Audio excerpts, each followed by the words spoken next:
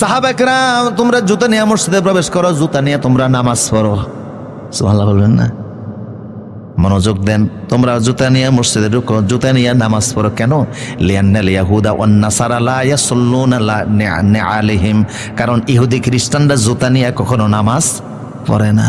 ইহুদি খ্রিস্টানদের মতে মসজিদে জুতা নিয়ে প্রবেশ করা হারাম। এটা তারা কোরআন থেকে দলিল নেয়। কারণ হযরত মূসা আলাইহিস সালাম যখন তুর পাহাড়ে উঠছিলেন, আল্লাহ বলছিলেন ফাখলানা আলাইক, মূসা পায়ের জুতা খুলে ফেলো। মনোযোগ আছে?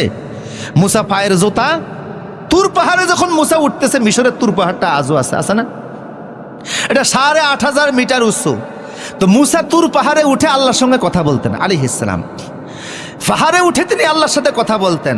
এখন যখন তিনি আল্লাহর সাথে কথা বলার জন্য যাচ্ছেন, জুতা ছিল পায়ে, আল্লাহ নির্দেশ দিলেন ফাখলানা আলাইক, মূসা জুতা নিয়ে উঠে না, জুতা খুলে ফেলো। ইন্নাকা বিল ওয়াদিল মুকাদ্দাস তুয়া, তুমি একটা পবিত্র জায়গার মধ্যে আসছো। তো ইহুদিদের মতে মসজিদ সহ কিছু নির্দিষ্ট পবিত্র জায়গায় জুতা নিয়ে প্রবেশ করা হারাম। কথা বুঝেন কিনা? যেহেতু মূসারে ধমক দিয়ে আল্লাহ জুতা খোলাই দিয়েছে, যে রাসূল বললেন মুসলমানেরা তোমাদের জন্য জুতা নিয়ে আমি মসজিদে প্রবেশ করার আদেশ দিচ্ছি, এতে যাতে ইহুদিদের বিরোধিতা হয়। আল্লাহু আকবার।